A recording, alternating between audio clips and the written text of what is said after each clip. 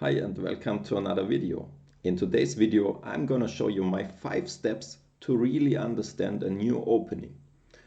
So why am I gonna do this? Because many people they struggle learning openings, they do it the wrong way. They just read through a book or check some videos and then they think they are done. But that's not the case, and that's why we're gonna go step by step, and we will just start with step number 1. In each step I will show you possibilities with every kind of budget you have.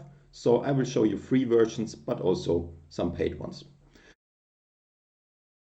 So step number 1 is to check material which is already there, which means online courses, books, or any other DVDs, materials you can watch.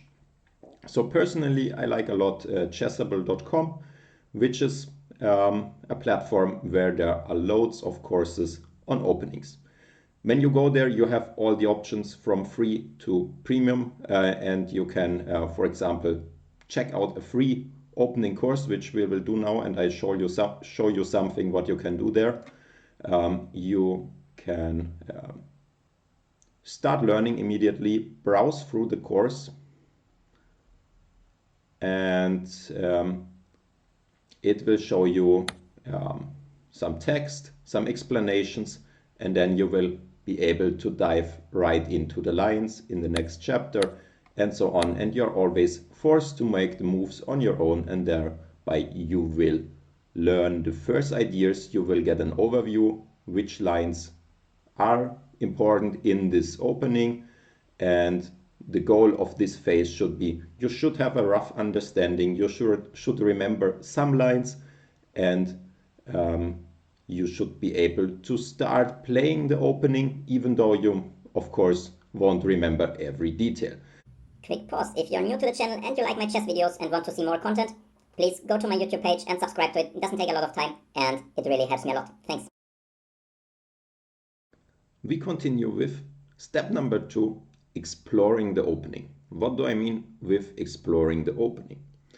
When you go through phase number 1, you will encounter some moments where you don't know what to do, you don't really understand what's going on, but that's quite normal and that's not a problem.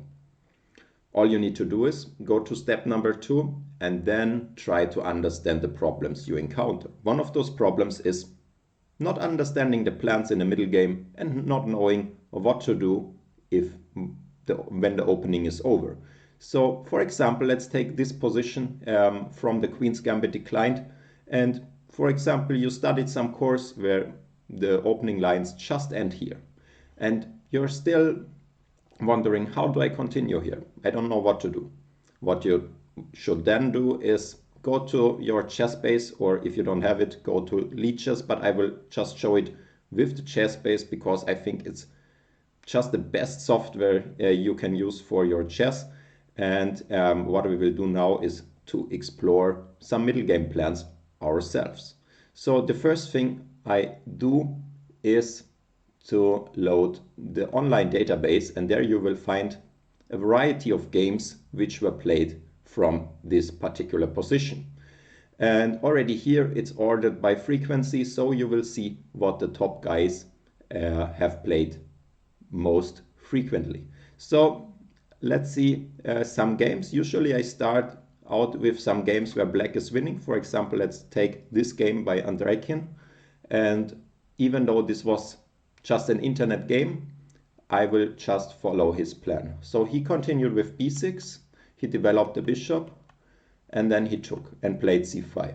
Okay, that's a reasonable plan. So already now we kind of collected one idea to our brains, which is, okay, we can fire and cater the bishop and then push c5. Okay, fair enough, that's it. Then I will check maybe another game where black is winning, seeing if there are other plans. For example, this game by Kuzubov, he took on c4 immediately and played a6 and c5. Also, that is quite reasonable. But still, I would wonder, what do I do with this bishop? So I follow his game a bit deeper. He's just going to d7 and then trying to force the trade and then put the bishop to c6. Okay, does it work? Kind of, it works, and I think this is also quite fine. So I would continue this process a little bit and check many more ideas, and at some point I would try to commit to one plan and try to analyze it deeper. So by this way you can find a plan in the middle game, try to understand the middle game a bit better.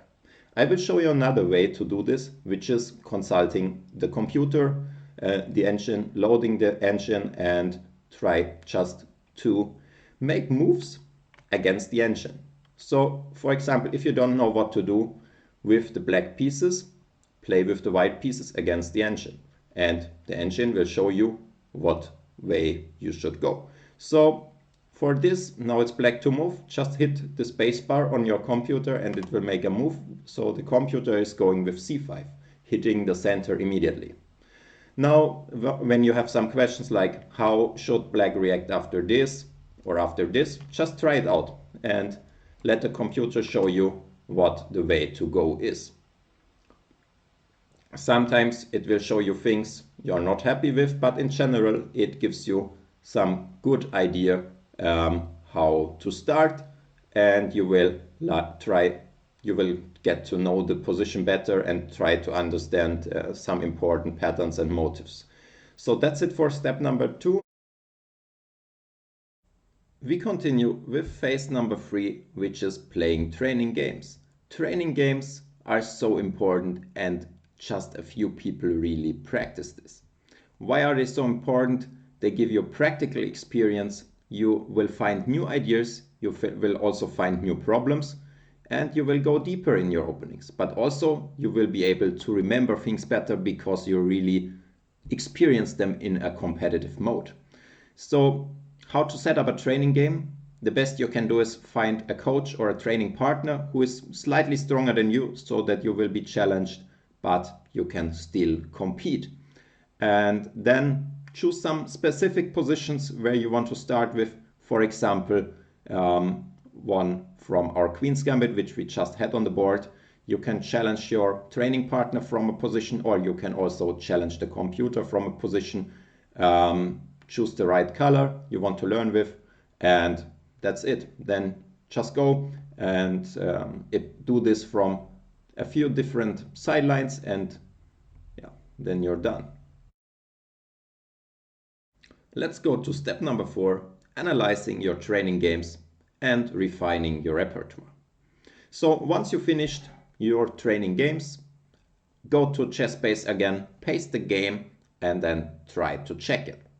And when you check it, you should pay attention to 2 very important things. The first is check it against your repertoire. So once you go through the game, you should go to your online course or something and really check if you play the correct line. Because sometimes that's the problem. You study the line, but you didn't remember the details, and maybe you deviate already on move 9 and you did something else in your repertoire. Then your repertoire tells you. This is maybe not a problem because you will understand that also your approach might be quite valid and maybe it's playable, maybe it suits you better than your repertoire. But you should check it and compare the ideas and then really decide what you want to play in a practical game. The second thing is check when you have problems. So when you encounter problems, especially in the early middle game, when you lack a plan, then you need to go back to phase number 2, where you really need to check your ideas in the middle game, see some samples, and see how strong players played it. So that's already it for phase number 4. We continue with step number 5, which is repeating your repertoire, preparing for a tournament game. What I do in this phase is repeating my lines, and therefore I go to Chessable again, go to my course, go to browse repertoire tree, and then I will flip the board to the side I'm playing with, and I will try to challenge myself like this. I see the white move and I think, what is my answer after this? I'm guessing this all the time, and I'm trying to explore all the branches. For example, here I would guess, what is my move after bishop f4? Probably knight f6. No, it's not, okay, because I have not studied this particular repertoire. So it's c5, and then I continue guessing and so on. And once I'm done with this, I go to the starting position again, and I'm trying to guess the next move. After bishop g5, then I do the same with knight c3, then with knight f3, then with c4. And so I try to really go through all the lines once again before my game. And then I'm quite confident that I can remember my stuff on the board, and then we should be ready. So that's it. My 5 steps for learning a new opening and really understand it.